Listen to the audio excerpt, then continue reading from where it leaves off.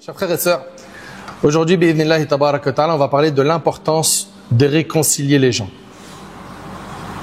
L'importance de réconcilier les gens. Les désaccords entre les individus sont inévitables, car ils ont des caractères, des idées et des capacités intellectuelles différentes. Certains sont plus perspicaces que d'autres, ce qui entraîne naturellement des conflits. Ainsi, des tensions peuvent éclater. Entre qui? Entre un homme et son épouse. Entre un enfant avec son père ou avec sa mère. Ou l'inverse. Des tensions peuvent éclater entre voisins, entre associés dans un business, entre collègues de travail, entre employeurs et employés. Ces différends peuvent concerner l'argent, les paroles, les actes, voire des enjeux plus graves comme des conflits physiques et des disputes généralisées. Parfois, ces tensions s'enveniment au point de devenir incontrôlables, notamment lorsque des personnes mal intentionnées colportent des rumeurs et attisent les dissensions. Et je vous demande, s'il vous plaît, Allah yabarak fikum, d'être très attentif. Pourquoi? Parce qu'on vit une époque où de plus en plus on entend un tel ne parle plus à son frère en Allah, ou son frère de sang. Un tel ne parle plus à son fils. Une telle ne parle plus à sa mère. De plus en plus on entend parler de division au sein de la communauté, au sein de certaines familles. Et là, on va avoir deux catégories de personnes. Ceux qui vont chercher à plaire à Allah et à réconcilier les cœurs, et ceux qui vont attiser la haine pour faire en sorte que le feu devienne encore plus grand. Vous faites partie de quelle catégorie de personnes? Posez-vous la question. Un frère, il ne parle plus à son autre frère en Allah ou de sang, et puis il y a quelqu'un qui va venir, au lieu de lui dire « Mais non mon frère, pardonne pour qu'Allah te pardonne. Mais mon frère, tu gagneras en récompense auprès d'Allah si tu réponds au mal par le bien. » Au lieu d'avoir ce type de profil, malheureusement, il existe des gens qui vont faire quoi? Ils vont mettre de l'huile sur le feu. Tu lui parles pas? Mais si tu pensais qu'il avait fait que ça, attends, je te raconte le dernier dossier, tu le connais pas. Allahu Akbar. Ça plaît à qui ça? À Allah, le tout miséricordieux? Ce comportement-là, est-ce qu'il nous fait gagner l'agrément d'Allah? Ou est-ce que c'est plutôt le diable qui est satisfait de ce comportement? Et malheureusement, il t'a utilisé, tu es devenu un de ses pions.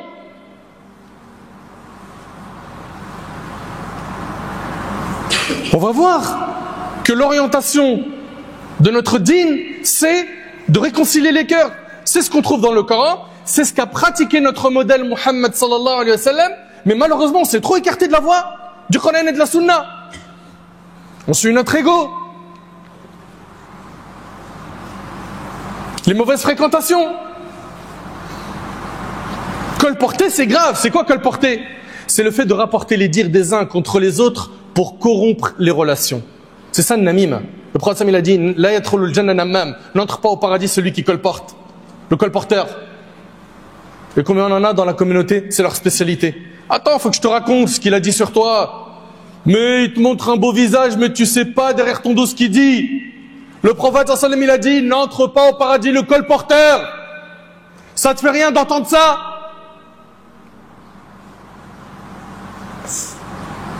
Pourquoi cherches-tu à aller dans la direction du diable au lieu d'aller dans la direction du Coran?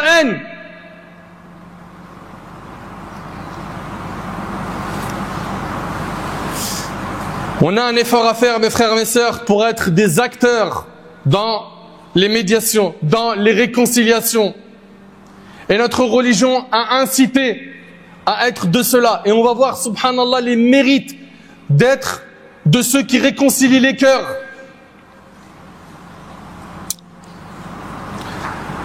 Allah Ta'ala il dit La khayra fi kathirin min najwahum illa man amara bi sadaqatin aw ma'rufin aw islahin bayna an-nas wa man yaf'al dhalika ibtigha'a mardati Allah fasawfa nu'tihi ajran 'azima.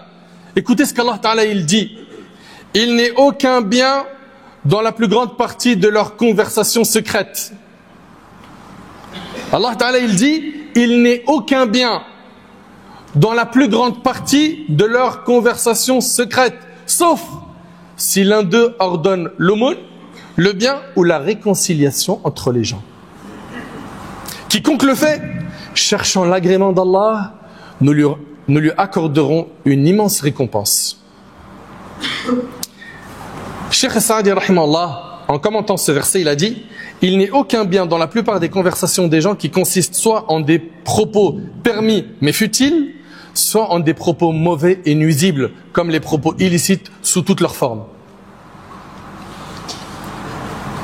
Allah Ta'ala dit: sauf si l'un d'eux ordonne l'aumône, le bien ou la réconciliation entre les gens. L'imam al-Tabari rahimahullah a dit: la réconciliation consiste à apaiser les tensions entre deux personnes en désaccord ou en conflit en utilisant les moyens permis par Allah. L'objectif est qu'ils retrouvent l'harmonie et l'unité conformément aux enseignements et aux commandements d'Allah. Deux personnes, ils ne peuvent plus du tout communiquer ensemble, ils se détestent. Toi justement, tu vas faire le nécessaire en tant que bon musulman pour essayer de réconcilier les cœurs. Pourquoi ? Pour avoir les récompenses de ton Seigneur Jalla fi'ula. Et tellement la réconciliation entre les gens a de la valeur dans notre religion nous a autorisé, écoutez attentivement s'il vous plaît, de mentir pour réconcilier deux personnes. Ce ne sont pas mes propos.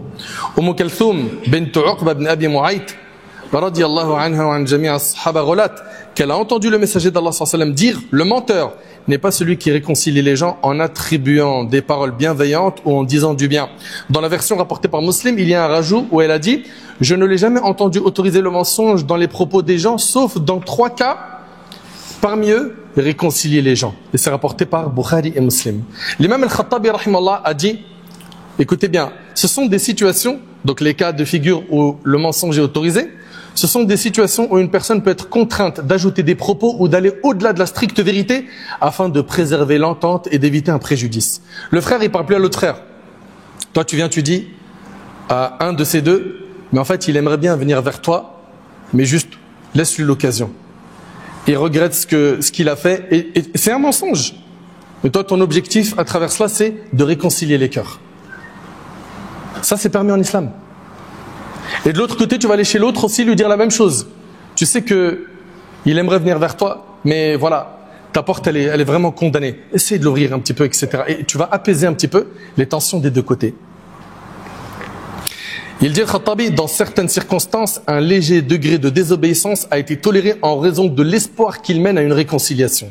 Et notre prophète, alayhi salatu wassalam, ça a été le meilleur exemple dans ce domaine, dans le fait de réconcilier les cœurs. D'après Sahl ibn Sa'd, radiyallahu anhu, les habitants de Quba se disputèrent violemment, jusqu'à en venir à se lancer des pierres. Lorsque le prophète sallam en fut informé, il dit: allons les réconcilier, rapporté par le Bukhari. Vous voyez le réflexe du prophète sallam? Qu'est-ce qu'il a dit? Allons les réconcilier. C'est pas il y a la guerre entre eux, ben je vais participer moi aussi à propager des rumeurs, à colporter, à médire, à détruire encore plus leurs relations. Malheureusement, c'est ce qu'on voit de plus en plus aujourd'hui, surtout à l'ère des réseaux sociaux.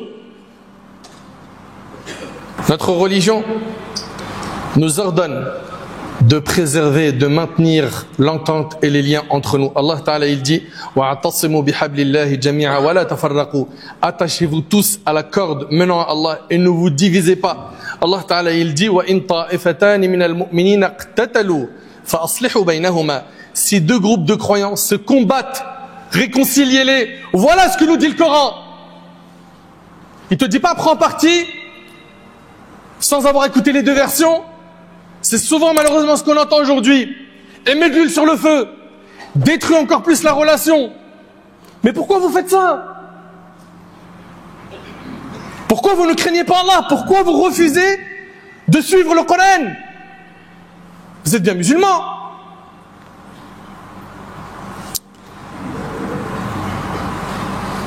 Allah Ta'ala il dit: fattaqullah wa aslihu dhata baynikum wa ati'u Allah wa rasulahu in kuntum mu'minin. Allah Ta'ala il dit: craignez Allah, rétablissez de bonnes relations mutuelles et obéissez à Allah et à son messager si vous êtes croyants. Allahu Akbar. Notre religion nous incite donc à réconcilier les cœurs. Il y a probablement autour de toi des gens qui ne se parlent pas. il se peut que ce soit des gens de ta famille ou de tes amis, des gens que tu connais, ils ne se parlent plus depuis un bon bout de temps. Et plus le temps il passe, plus, comme vous le savez, les choses s'accumulent dans les cœurs jusqu'à ce qu'ils en arrivent à un stade où ils ne veulent plus jamais rencontrer la personne avec qui elle est en litige. C'est là où toi tu dois intervenir. Toi, ton rôle en tant que musulman, c'est d'intervenir vite, d'éteindre le feu dès le début.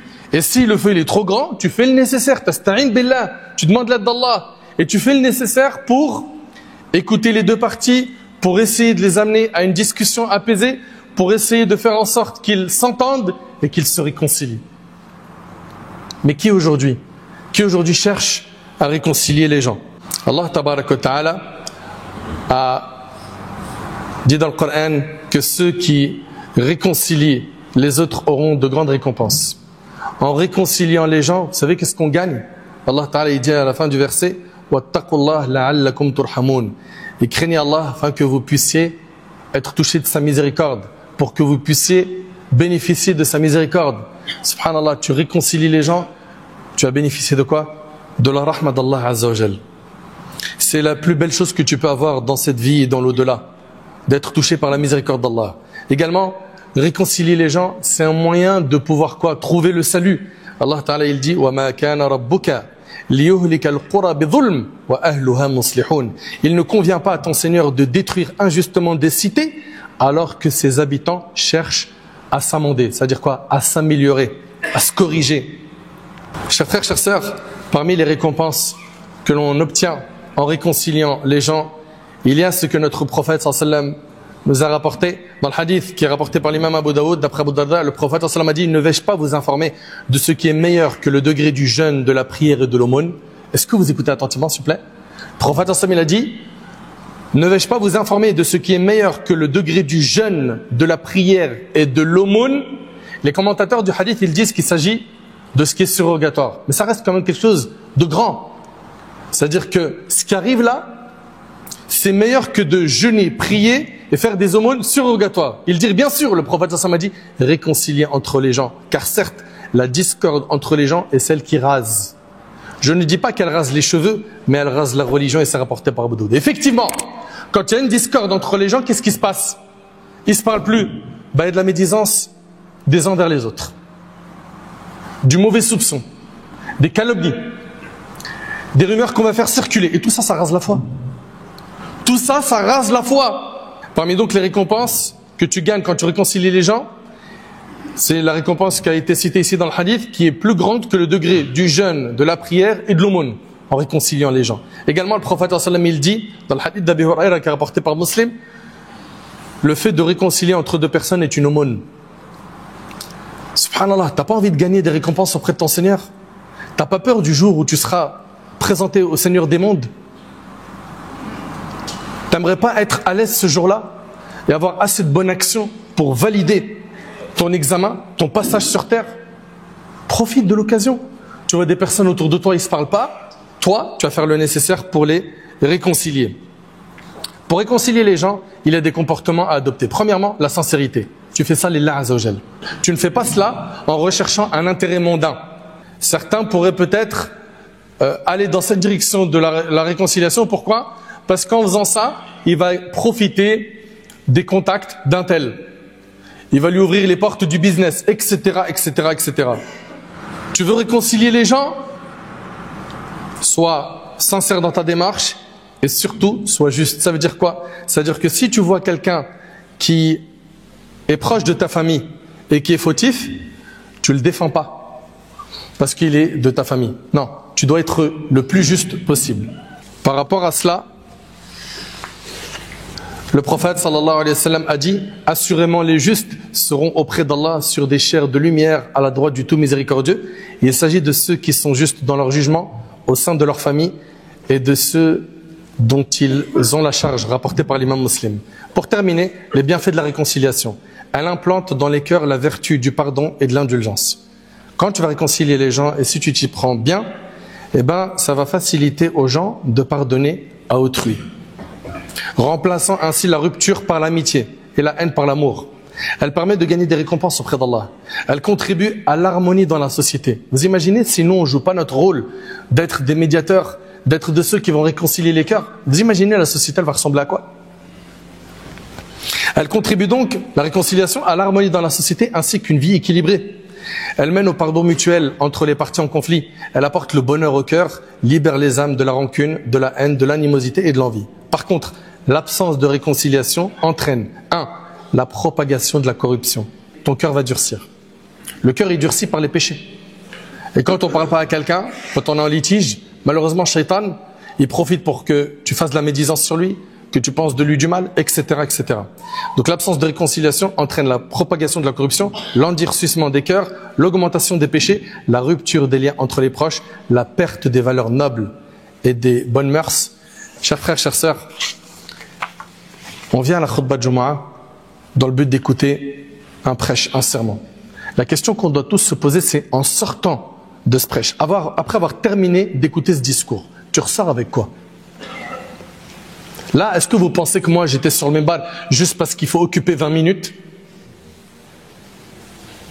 Est-ce que vous pensez que nous on est réunis ici que pour vous dire des hadiths, des versets et vous sortez comme si de rien n'était? Non. Les croyants sont ceux qui écoutent et qui mettent en pratique ce qu'ils ont entendu. Donc deux choses. La première des choses, si toi tu t'es reconnu quand j'ai parlé de litige et tu parles pas à tes frères, tu parles pas à tes sœurs, fais le premier pas. Le prophète il a dit, le meilleur d'entre eux c'est celui qui commence par le salut, par le salam. Tu seras le meilleur auprès d'Allah. Parfois, on le sait, il y a des gens ils méritent pas qu'on soit bienfaisant envers eux. Mais Allah Ta'ala il mérite qu'on fasse ce bien pour lui ou non. Peut-être qu'un tel il mérite pas que tu sois bon envers lui. Mais Allah Ta'ala il mérite que tu fasses cet effort pour lui.